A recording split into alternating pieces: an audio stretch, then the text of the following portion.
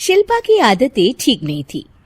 वो ना बोलने से पहले कुछ सोचती और ना ही कुछ करने में। उसकी इस आदत से सभी परेशान रहते। बहन, घर पर मेहमान आए हैं और शक्कर खत्म है, थोड़ी शक्कर दे दो, मैं बाजार जाऊंगी तो ले आऊंगी। अरे शिखा बहन, तुम तो माफी करे, जब देखो तुम्हारे घर में कुछ न कुछ खत्म ही रहता है। अरे शिल्पा, चिल्ला क्यों रही हो? कहा ना घर में मेहमान बैठे हैं, सुन लेंगे। सुन लेंगे तो सुन ले, तुम लोगों की मांगने वाली आदत तो बंद होगी। अच्छा शिल्पा, ना दो शक्कर, लेकिन बात तो अच्छे से करो। एक कटोरी शक्कर के लिए तुमने मेरी बड़ी बेइज्जती कर दी। शिल्पा बड़बड़ाते अंदर चली जाती है तो शिखा भी घर चली जाती है। माँ, क्या हुआ? अरे कुछ नहीं बेटा, पता नहीं कहां कहां से ऐसे पड़ोसी आ जाते हैं, जब देखो तब कुछ न कुछ मांगने के लिए घंटी बजाते हैं। अब घंटी बजे तो दरवाजा ना खोलना। पता नहीं माँ की ये आदत कैसे बदलेगी, किसी को कुछ भी बोल देती है, बोलने से पहले सोचती भी नहीं। शिल्पा की ये आदत दिन ब दिन बढ़ती ही जा रही थी। एक दिन शिल्पा के दरवाजे सब्जी वाला आया। सुनो भैया, मुझे ये भिंडी, टिंडे, लौकी और आलू के साथ 1 किलो प्याज दे दो। जी बहन जी। वो एक एक कर सारा सामान पैक कर देता है। कितने पैसे दूं? 220 रुपए पूरे। अरे इतना महंगा नहीं। हाँ, मैं तो सिर्फ 150 दूंगी। नहीं, पैसे तो पूरे लूंगा, नहीं तो सब्जी वापस कर दो। ऐसे कैसे वापस कर दूंगी? मैं तो एक भी सब्जी वापस नहीं करूंगी। और हाँ, रही बात पैसों की, तो लेना है तो 150 ले लो, वरना मेरे मोहल्ले में घुसने तक नहीं दूंगी। हाँ। अरे नहीं बहन, हम लोग गरीब लोग हैं, ऐसा ना करो। पकड़ो ये 150 और दफा हो जाओ।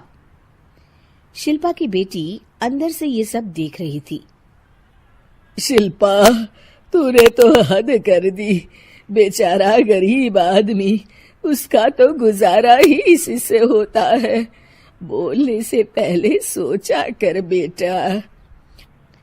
माँ, आप चुप रहो, घर चलाना बच्चों का खेल नहीं। और वैसे भी इतनी महंगी सब्जी थोड़ी ना होती है। आपको तो सिर्फ खाने से मतलब है, लेकिन मुझे तो सब सोचना पड़ता है ना। शिल्पा की सास ये बात सुनकर दुखी हो जाती हैं। शिल्पा की बेटी शिल्पा की ये सारी बातें सुन रही होती है। शिल्पा की बेटी एक दिन माँ से कहती है, माँ, ओ माँ, जरा यहाँ तो आना। ओहो, क्या हुआ? क्यों चिल्ला रही हो ऐसे बेटा? हुआ क्या? ये देखिए मेरी स्कूल की ड्रेस कितनी गंदी हो गई है, इसे कौन धोएगा? लेकिन ये तो साफ है बेटा, मैंने अपने हाथ से खुद साफ किया है। माँ, ये ड्रेस इतनी गंदी है कि मैं इसे पहन ही नहीं सकती। चलो, मुझे बाजार से नई दिलाओ। शिल्पा दुखी हो जाती है और वहां से चली जाती है कि तभी सामने उसकी सास मिल जाती है। शिल्पा, अरे ओ शिल्पा, ये क्या सब्जी बनाई है? ऐसे भी कोई सब्जी बनाता है? शिल्पा सास की इस हरकत से सख्ते में आ जाती है। अरे माँ को तो मैं जो बना दूं उन्हें वो पसंद आ जाता था, फिर आज वो ऐसा व्यवहार क्यों कर रही हैं? शिल्पा कुछ समझ पाती कि थोड़ी ही देर में उसका पति आ जाता है। अरे शिल्पा, ये क्या है? क्या हुआ आपको? ये मेरी अलमारी पूरी अस्त व्यस्त है, तुमसे कोई काम नहीं होता है। सारा दिन पता नहीं क्या करती रहती हो। अरे मैंने तो सारी अलमारी साफ रखी है।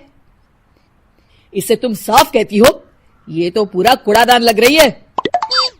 शिल्पा परेशान हो जाती है और समझ नहीं पाती है कि उसके साथ क्या हो रहा है।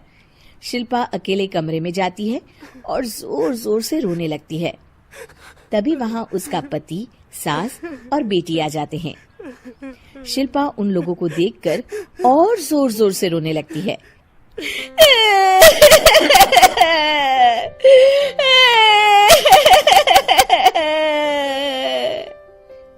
कि तभी उसकी सास उससे कहती है, क्या हुआ? यहाँ बैठकर रोती रहोगी या फिर खाने को भी कुछ बनाओगी? माँ, पहले आप बताएं, आप लोगों को क्या हुआ है जो मुझसे ऐसा व्यवहार कर रहे हैं? वही हुआ है जो तुम्हें रोज होता है। मैं समझी नहीं। माँ, आज घर वालों ने आपसे बुरा व्यवहार किया तो आपको कितना बुरा लगा ना? हाँ, मुझे बहुत बुरा लगा। मुझे अच्छा नहीं लगता कोई मुझसे इस तरह से बात करे। सही कहा शिल्पा, जो चीज तुम्हें खुद के लिए अच्छी नहीं लगती वो तुम्हें दूसरों के साथ भी तो नहीं करनी चाहिए। बेटा, हम तुम्हारे अपने हैं, फिर भी तुम्हें अपनों की बात का बुरा लगा। लेकिन सोचो, जिन बाहर के लोगों से तुम ऐसा व्यवहार करती हो उन्हें कैसा लगता होगा। हाँ माँ, आप सच कह रही हैं। मैं आप लोगों से माफी मांगती हूँ। मुझे कड़वा नहीं बोलना चाहिए। मैं समझ गई, मैं आपकी हूँ इसलिए आप लोगों ने मुझे सुधरने का वक्त दिया और मेरा साथ दिया। लेकिन जिन बाहर के लोगों से मैं बुरा व्यवहार करती आई, वो लोग मेरे कड़वे बोल से कितने दुखी होते होंगे। मैं वादा करती हूँ, आज से ऐसा व्यवहार किसी के साथ नहीं करूंगी। सीख, हमें दूसरों के साथ वैसा ही व्यवहार करना चाहिए जो हम खुद के लिए अपेक्षा करते हैं।